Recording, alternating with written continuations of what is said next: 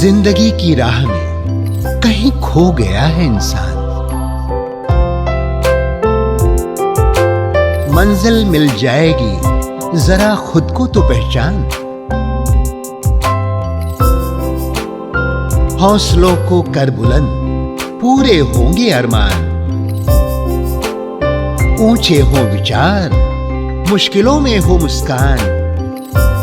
राजयोग के राज को जान, जिंदगी बने आसान, जिंदगी बने आसान, जिंदगी बने आसान।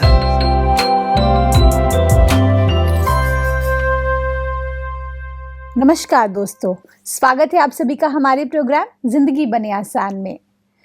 दोस्तों, हमारी सीरीज चल रही है माइंड बॉडी मेडिसिन कॉन्सेप्ट के ऊपर। ये बात तो बहुत सच है दोस्तों कि हमारा जो ये मन है, ये एक छोटे बच्चे की तरह है। उसे आप जैसा मोल्ड करेंगे वो उसी तरफ आगे बढ़ेगा और उसी तरफ दौड़ेगा। तो क्यों ना हम इस तरीके से हमारे माइंड को यूज करें जिससे वो हमारे हित में हो, ना कि हमारे खिलाफ।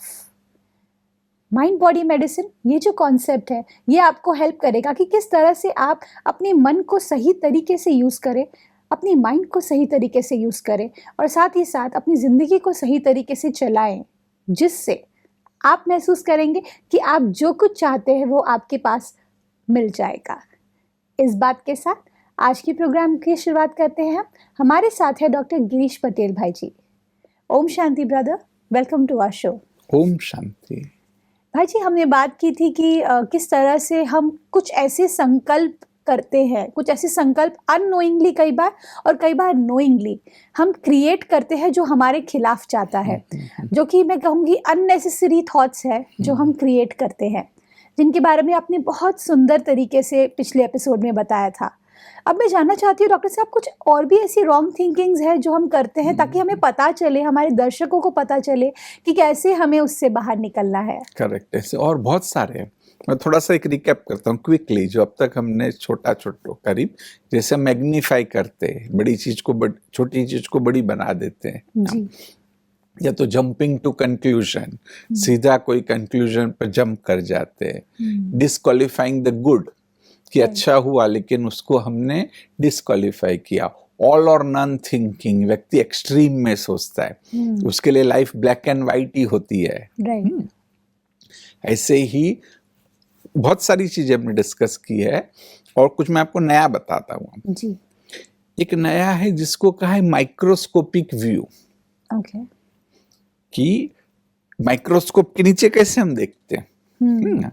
तो व्यक्ति भी क्या करता है कि बहुत कुछ अच्छा है लाइफ में, लेकिन जैसे माइक्रोस्कोप में हम छोटा सा ढूंढ निकालते हैं ना, तो ऐसे वो छोटी सी गलती को ढूंढ निकालता है और फिर रिपीट करता है।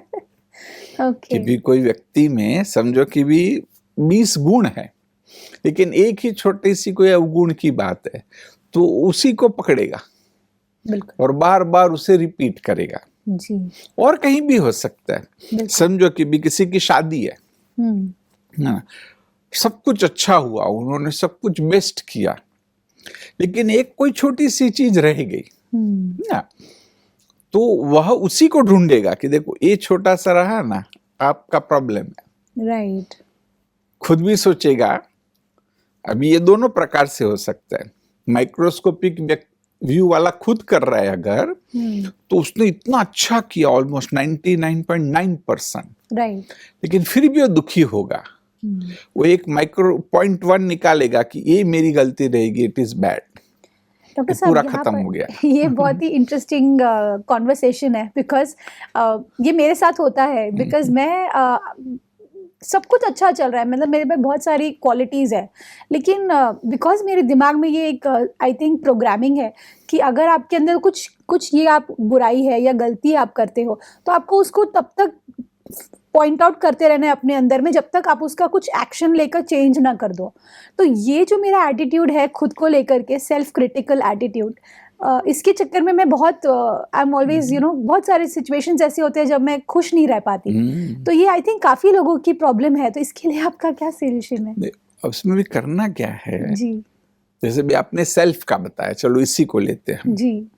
कि सोचो कि उसको भी ठीक करना है। जी। मैं ये नहीं कहना चाहता हूँ कि वो छोटी सी गलती को चला लेना है, उसको भी हमें ठीक करना है, राइट, परंतु एटलीस्ट राइट नाउ मुझे बहुत ही कंफर्टेबल फील होना चाहिए, अच्छा फील होना चाहिए। ओके, जैसे ना कि उस मोमेंट पे आप अच्छा फील करते हैं, रिलैक्स्ड फील करते हैं, तो ही अच्छे कदम उठा पाएंगे, बिल्कुल, अन्यथा तो आप डिस्टर्ब होंगे, राइट, है ना, डिप्रेस्ड होंगे, अपने आप को डाउन फील करेंगे, कुछ कर नहीं पाएंगे, सही निर्णय नहीं कर पाएंगे।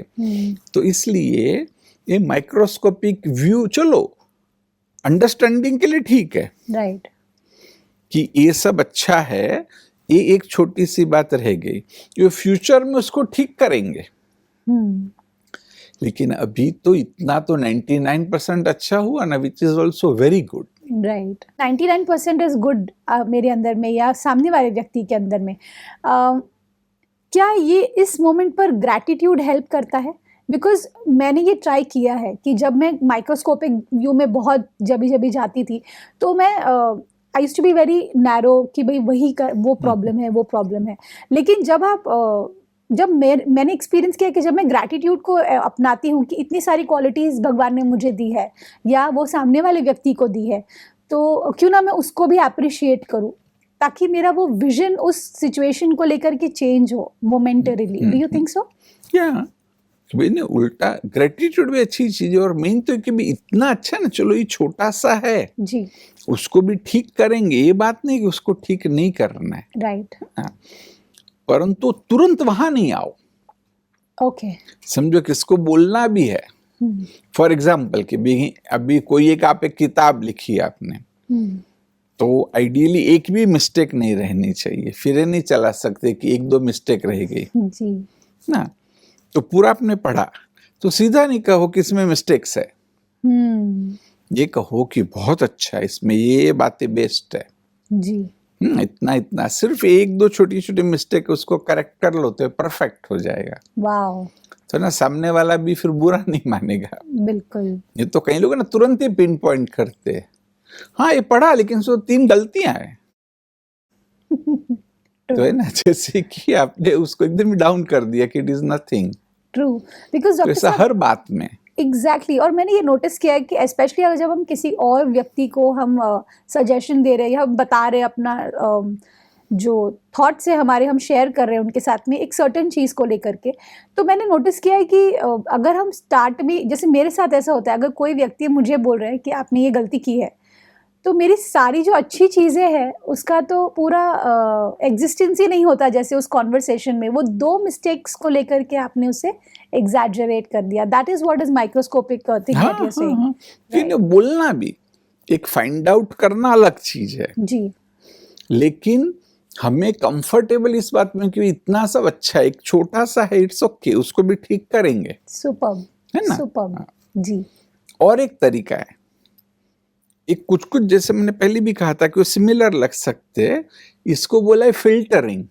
ओके, जैसे फिल्टर होता है ना, जैसे चाय को हम फिल्टर करते हैं, तो भी चाय पत्ती ऊपर रह जाती है, चाय नीचे आती है ना। राइट, तो ऐसे ही ये फिल्टरिंग में व्यक्ति क्या करता है कि बुरे को रखता है, अच्छा नीचे आ जाता है ओके, ना, कि भी कोई रीति से कुछ बातें हुई उसने ऐसे फिल्टर किया कि अच्छा चलो है, ये बुरा इतना है, ये देखो आप।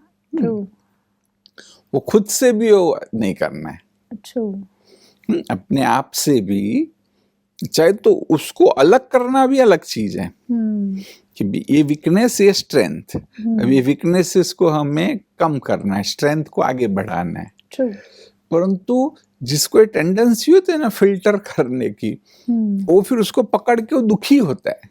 ट्रू, वो जो नीचे चाय गई उसको पीने का आनंद नहीं लेता है, वो चाय पत्ती को देख देख करके दुखी होता है ऐसे। वाओ, डॉक्टर साहब ये चीज़ मैंने एक और नोटिस किया, कुछ व्यक्तियों को मैंने देखा है जो सिचुएशन को लेकर के भी ऐसे हो जाते हैं कि सपोज फ्यूचर में एक सर्टेन प्रपोजल आने वाला है आपके लिए, बिजनेस के लिए, ठीक है।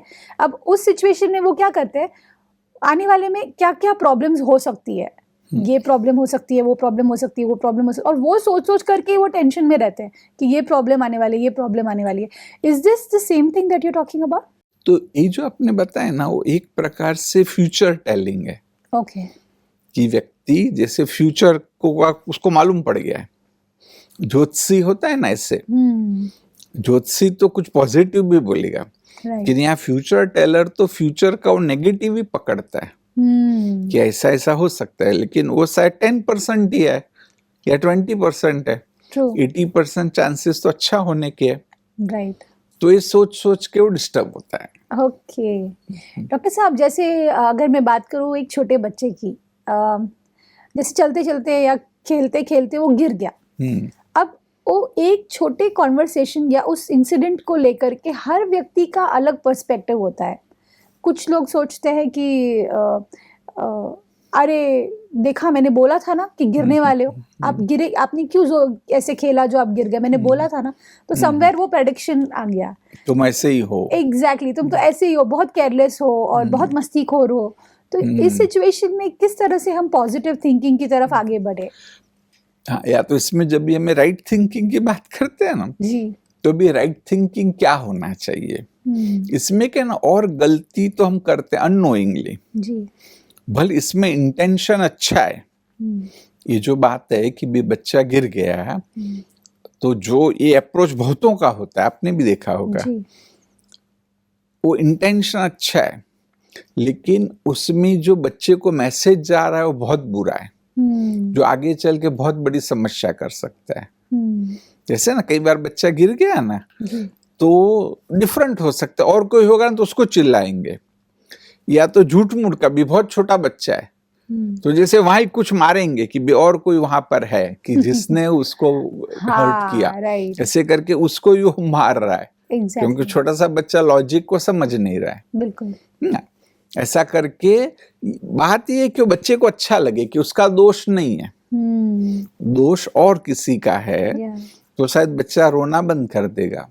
लेकिन अभी इसमें जो बहुत बड़ा जो नेगेटिव मैसेज जा रहा है, ऐसे अगर बार बार हुआ ना तो बच्चा सीख जाएगा कि दूसरे को ब्लेम करना है। हाँ, और मेरी गलती नहीं है। हाँ, बड़े होके भी यस, हम देखते हैं ना, कई बड़े लोग हैं जो दूसरों को ही ब्लेम करते, वो खुद की जिम्मेवारी नहीं लेते। एग्जैक्टली।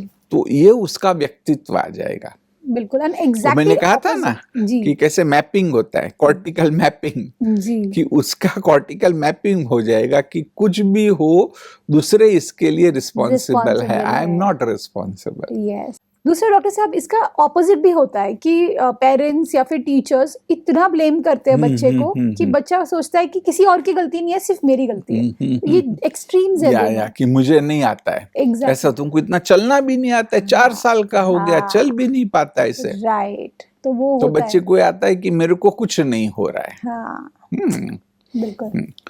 उससे अच्छा कि भी जैसे बच्चा गिरा ना, अब डिफरेंट हो सकता है कि उसकी एज के अनुसार है, बहुत छोटा है तो आपको उठाना पड़ेगा, समझो 4-5 साल का है तो उसको उठने दो, डोंट वरी, है ना, उठेगा, भले रो रहा है, 1 आध मिनट रो भी ले, फिर उसको पूछो बेटे क्या हुआ, वो आपको बताएगा यहाँ चोट आई, ऐसा हुआ, ये हुआ, है ना।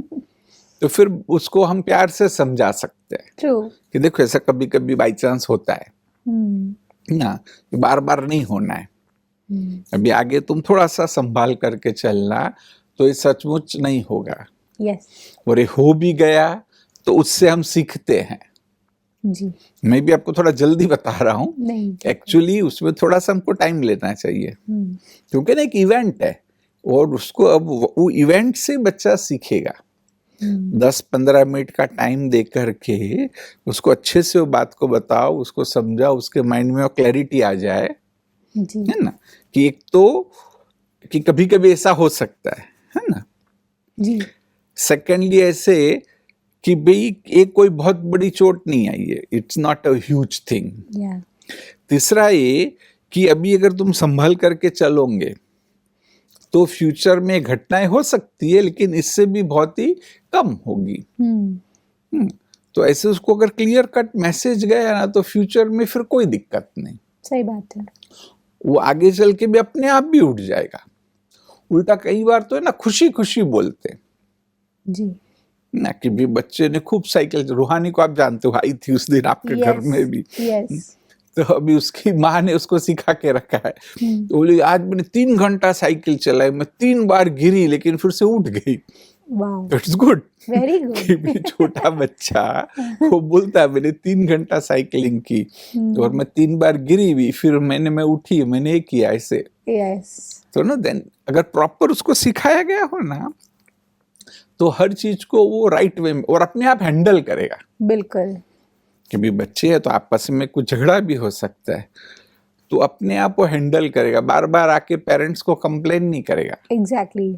डॉक्टर साहब, जी। एक और बात, जैसे हम जब बात करते हैं कि लाइफ में कुछ अच्छा करना है, जैसे बच्चों के लिए भी हम बोलते हैं कि उनका फ्यूचर है, उनका एक बहुत बड़ा भविष्य है, वो बहुत छोटे हैं अभी, तो हम ना चीज़ों को बहुत एग्जैजरेट भी करते हैं। कई बार ऐसा देखा है मैंने पेरेंट्स के साथ में कैसे लेकिन?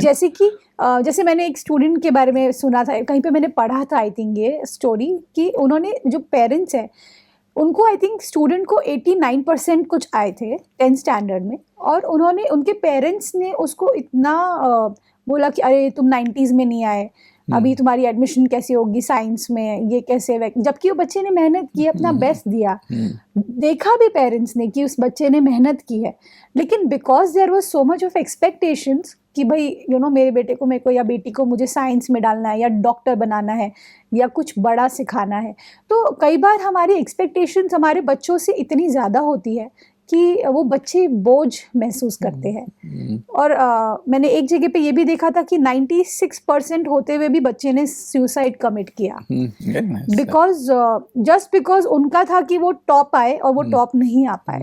तो ये फिर पेरेंट्स 98 चाहते थे। एग्जैक्टली, तो ये बहुत ऐसे इंसिडेंसेस कम होते हैं लेकिन होते हैं। प्रैक्टिस, हाँ। तो उनके लिए आपका क्या अभी इसमें राइट थिंकिंग, रॉन्ग थिंकिंग अगर हम सोचते हैं जी, तो सबसे इम्पोर्टेंट ऑल और नन थिंकिंग नहीं करो, ऑल और नन अप्रोच नहीं।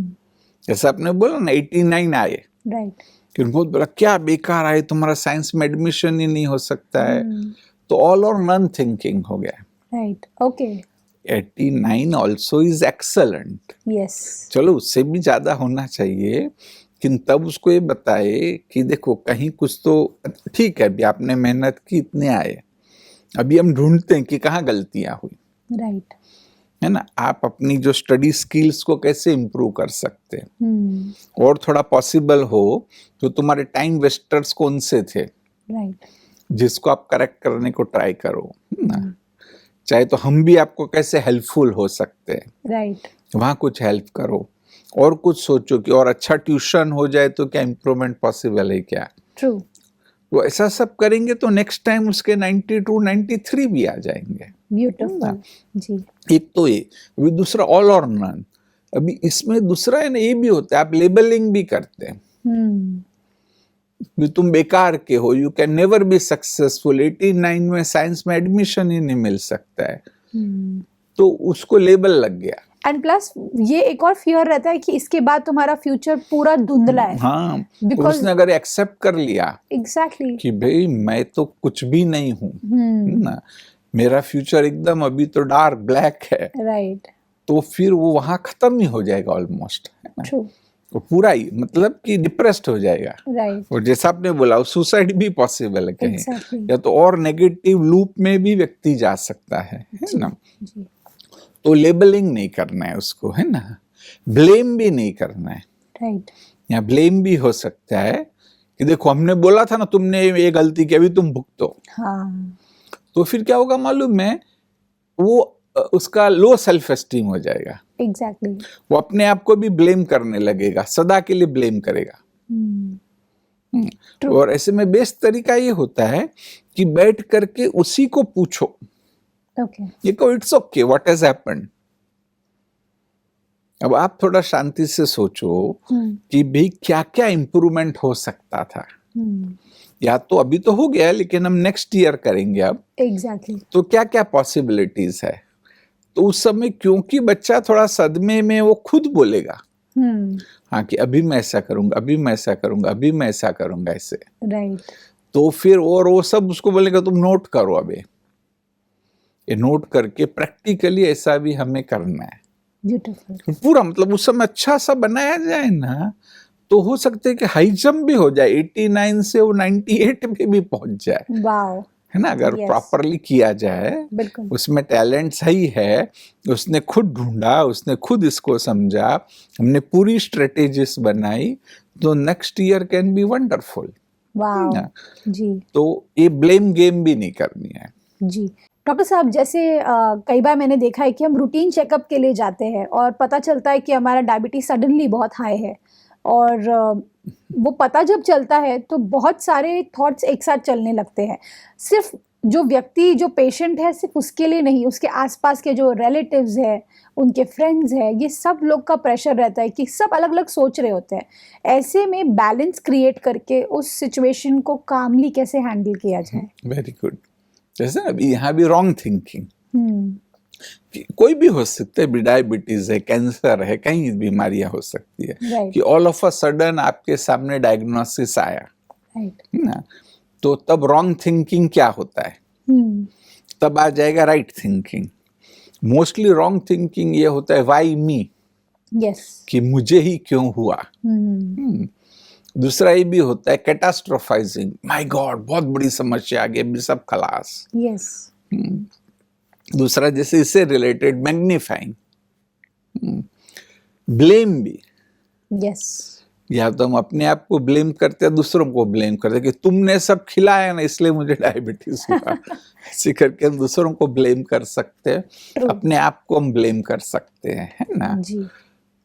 ऑल और नन थिंकिंग भी हो सकते हैं कि अभी तो सब खत्म हो गया, ऐसा करके व्यक्ति डिप्रेशन में चला जाए। बिल्कुल। तो ना ये डिफरेंट रॉन्ग थिंकिंग्स पॉसिबल है। Yes. अभी राइट थिंकिंग क्या है जी। कि ये फैक्ट है कि डायग्नोसिस हुआ, अब हमें करना क्या है मालूम है, कि उसके बारे में ढूंढना है। Okay, research. भी डायबिटीज हुआ, अब थोड़ा भी सर्च करेंगे तो मालूम पड़ेगा कि भी व्यक्ति बहुत अच्छा जीवन जी सकता है ना। सिर्फ अपने को स्ट्रिक्टली करना है। बिल्कुल। हार्ट का भी प्रॉब्लम हुआ तो आज का ये फैक्ट है, रिसर्च स्टडीज है जी। कि जिनको सपोज हार्ट का प्रॉब्लम हुआ, उनकी एंजियोप्लास्टी हुई या तो हार्ट सर्जरी हुई, वो लोग लंबा जीते। इन दूसरों बहुत सारों को अचानक कुछ हो कि उनकी मृत्यु हो जाती चले है। जाते हैं, राइट। तो इसलिए बस अभी डायग्नोसिस के बाद अब मुझे परफेक्ट करना है। एक तो ऐसा कि भी पूरा होलिस्टिकली करना है, सब कुछ मेडिकल साइंस जो बता रहा है वो भी करना है, बल दूसरा भी आपको कुछ लगे कि ऑल्टरनेटिव चीजें मदद रूप हो सकती है जी। है ना, उस पर रिसर्च स्टडी करो और फिर उसके बारे में उसको करो, जी। तब लाइफ अच्छी होगी। वाओ डॉक्टर साहब, आज का जो हमारा एपिसोड रहा है, हमने काफ़ी सारी नई बातों पर चर्चा की, जिसमें मुझे सबसे अच्छी बात ये लगी कि अगर आपको नेगेटिव थिंकिंग इतना प्रॉब्लम दे रहा है, या फिर कुछ ऐसे थॉट्स जैसे आप डिस्कस कर रहे हैं कि ये सभी अगर रॉन्ग थॉट्स जो हमारे थॉट्स माइंड में चलते हैं, ये हमें पीछे की तरफ लेके जाते हैं और हमारी मंजिल आगे की तरफ है, तो क्यों ना हम ऐसे थॉट्स करें जिसके बारे में आज आपने चर्चा की, ब्यूटीफुल थॉट्स जो इन्हें रिप्लेस कर सकते हैं और सिचुएशन से हमें जीत कर बाहर निकाल सकते हैं। And all thanks to you brother, thank you for coming in our show. ओम शांति। ओम शांति। दोस्तों, आज हमने जाना कि हमारा जो ये मन है या फिर जो हमारा माइंड है, ये माइंड एक ऐसी ऊर्जा है जिसमें पॉजिटिव भी है और अगर आप चाहे तो उसमें नेगेटिव भी हो सकता है। तो ये जो नेगेटिव है ये आप खुद क्रिएट करते हैं, ना कि कोई सिचुएशन, ना कि कोई सर्कमस्टांसेस। माइंड बॉडी मेडिसिन ये एक ऐसा टूल है जिसके थ्रू जो हम पूरी सीरीज चला रहे हैं, जिसके थ्रू आप रियलाइज़ करेंगे कि धीरे धीरे ये जो थॉट्स है ये इतने पावरफुल भी नहीं है कि आप उन्हें बदल नहीं सकते, और आपके ही हाथ में है और आप ही खुद के सबसे बड़े डॉक्टर हैं। साथ ही साथ जो डॉक्टर्स आपको दवाइयाँ देते हैं, जो आपको ट्रीटमेंट्स दे रहे हैं, आप उन्हें भी ध्यान से कीजिए, लेकिन खुद के लिए कुछ एफर्ट्स लीजिए। हमारा जो ये सीरीज़ है इसे देखिए और आप महसूस करेंगे कि आपके अंदर का जो ये डॉक्टर है ये भी काफ़ी स्ट्रॉन्ग है। इस बात के साथ आज के प्रोग्राम को हम एंड करते हैं। कल आपसे फिर मिलेंगे आपके ही शो में जिंदगी बने आसान। ओम शांति। अधिक जानकारी के लिए संपर्क करें जिंदगी बने आसान। Brahma Kumaris Godlywood studio, Shantivan, Abu road. Call 8094913 487।